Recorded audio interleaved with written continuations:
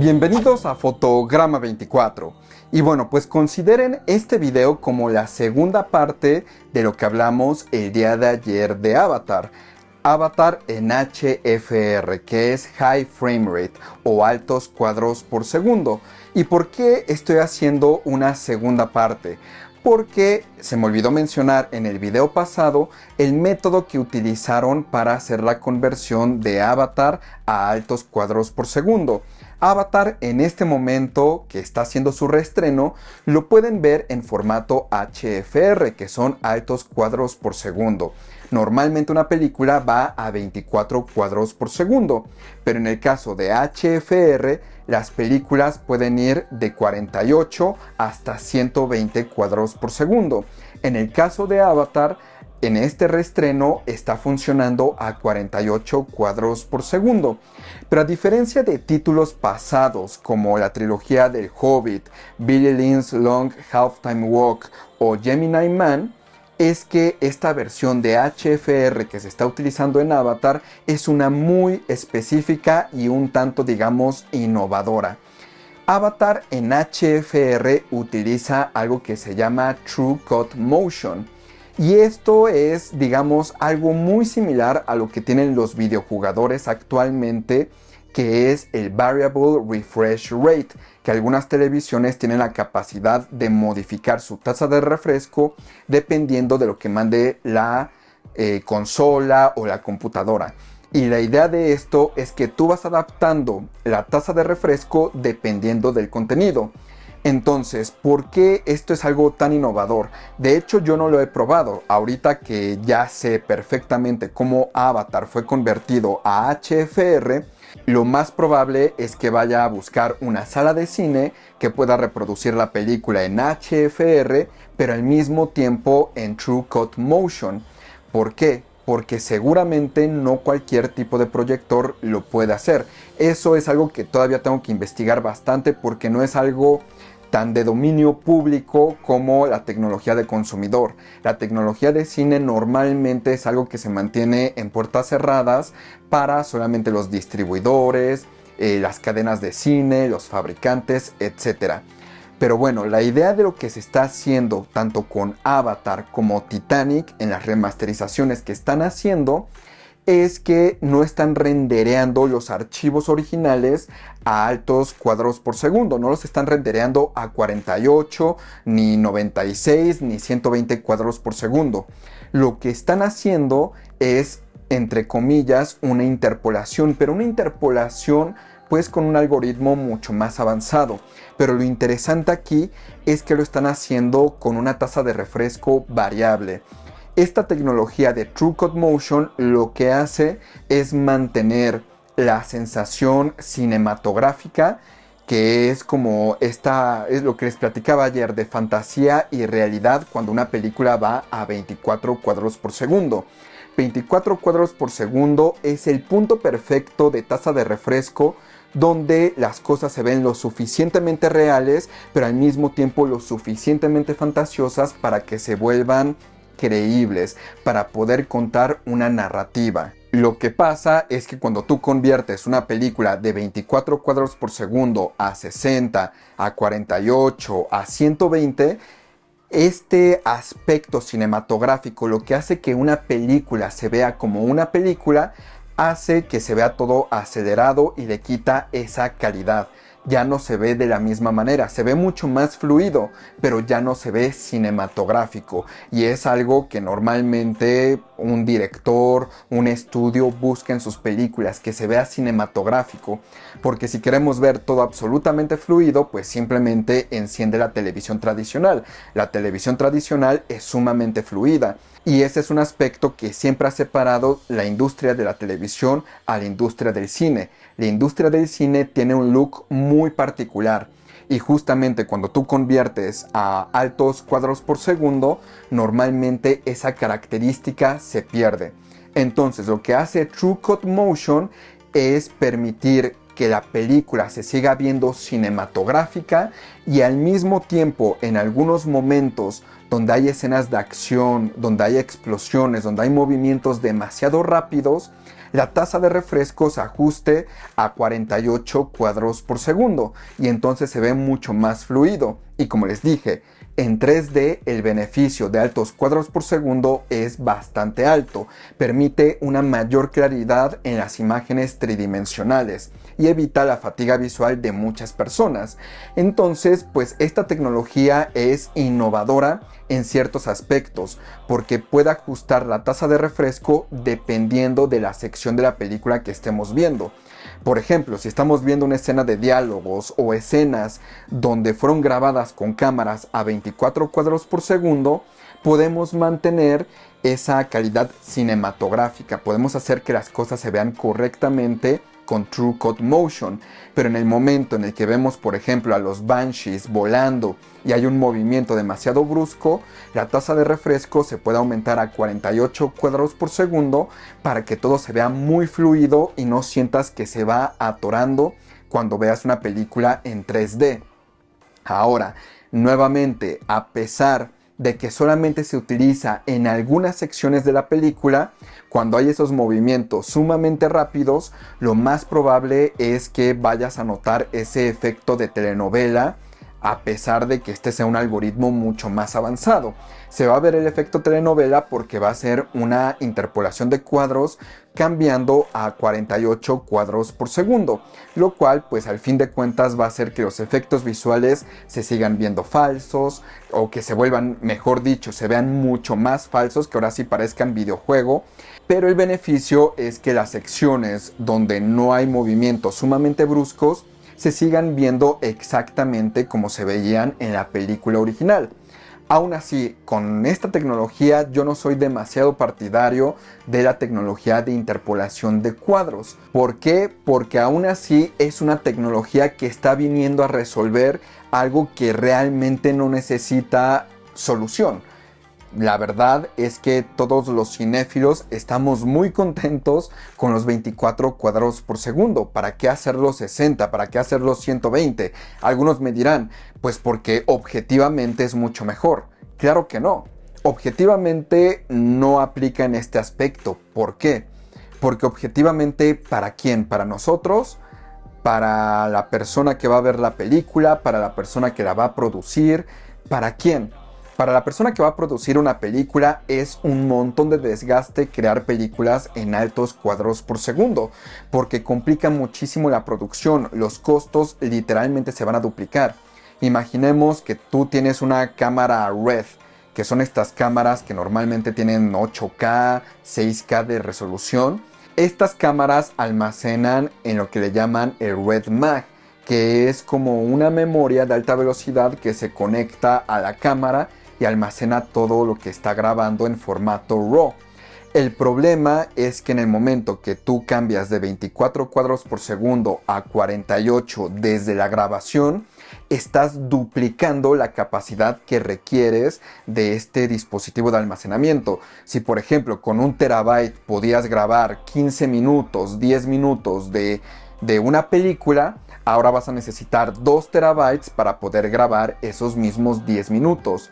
Al mismo tiempo, si tú quieres filmar o grabar una película con altos cuadros por segundo, vas a requerir mayor iluminación.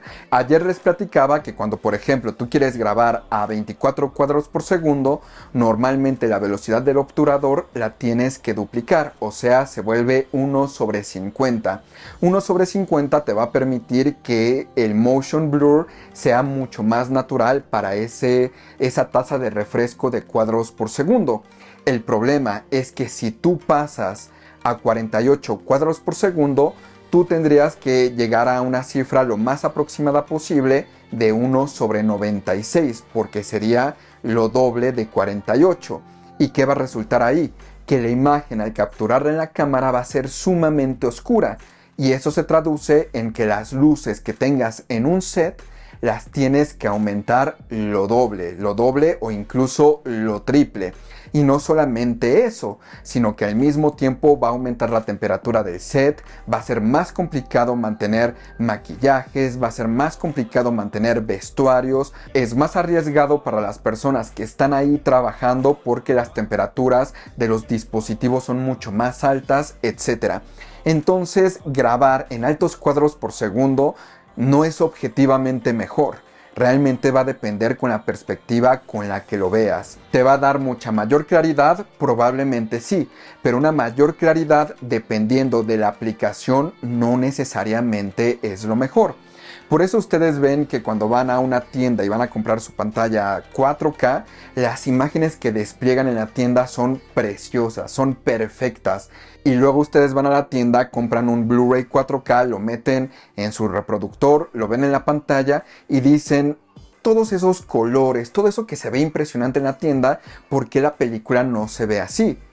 Pues porque lo que era perfecto o era lo mejor, objetivamente hablando, para desplegar las capacidades de la pantalla, no es lo mejor, objetivamente hablando, para grabar una película. La película necesita otras características, hay una intención artística.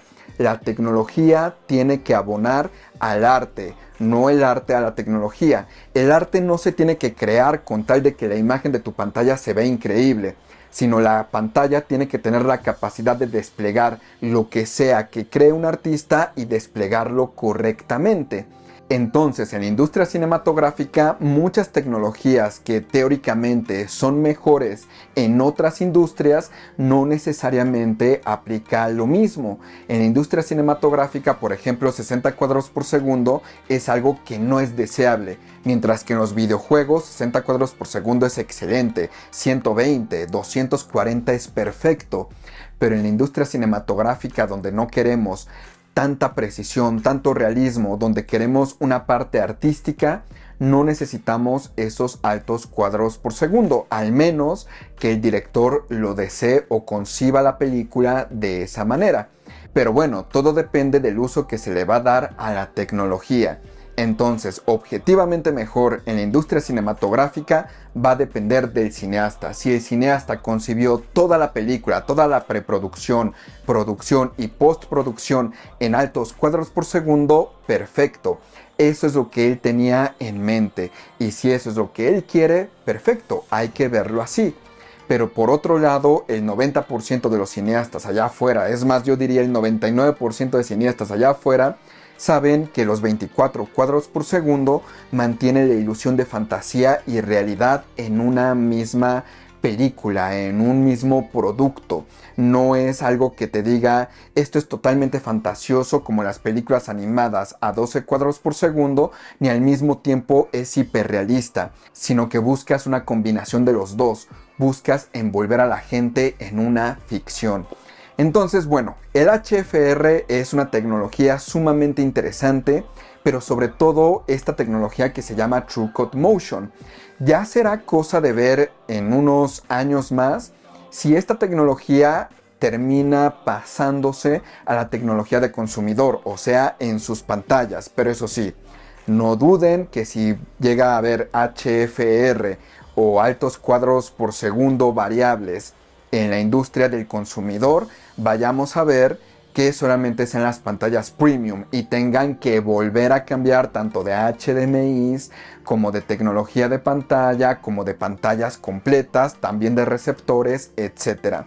Entonces, pues con cada nueva innovación también vienen algunos contras, sobre todo normalmente son los costos extras.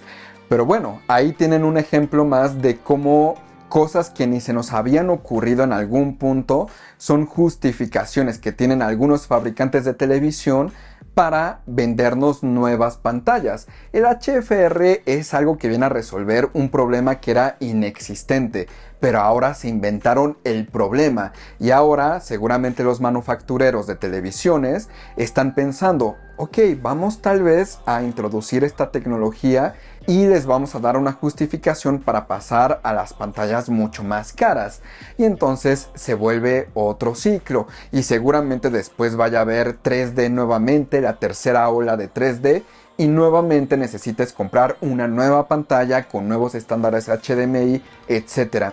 Por eso cuando me preguntaron de pantallas 8K y los Blu-rays 8K, yo les dije, pues es que en este momento no tiene mucho caso comprar una pantalla 8K. Los estándares todavía no existen. Para el momento en el que existan, ya tu pantalla va a ser, entre comillas, caduca. Ya no va a tener los últimos estándares y por lo tanto no va a ser compatible con esos nuevos formatos. Entonces, pues así se maneja la industria de la tecnología. En lo personal, no me emociona el HFR, lo voy a experimentar porque creo que sí es algo importante. Pero realmente no siento que sea una tecnología súper revolucionaria.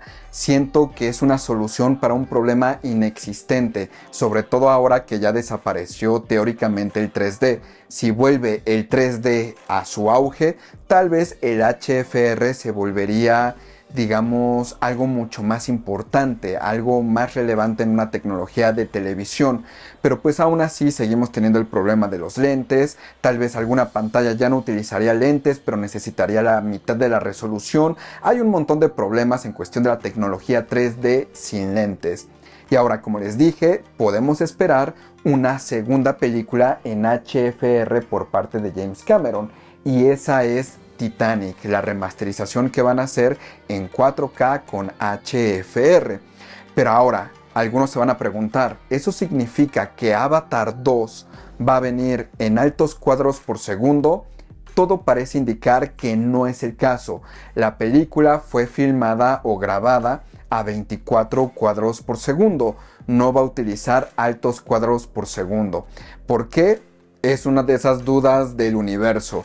James Cameron no ha dicho por qué no va a grabar la película de Avatar 2 a 48 cuadros por segundo. Lo más probable es por todo lo que les dije hace algunos momentos, los costes de producción. O sea, tener que renderear absolutamente todo a 48 cuadros por segundo, lo que significa mayor tiempo, mayor dinero, mayor procesamiento, requiere una mayor infraestructura. Al mismo tiempo, las texturas de los personajes animados requieren mucha mayor resolución, etc. Entonces, pues parece que Avatar Way of the Water no va a tener esta tecnología HFR en ninguna de sus presentaciones, pero pues ya veremos. Todos los cineastas a veces cambian de parecer.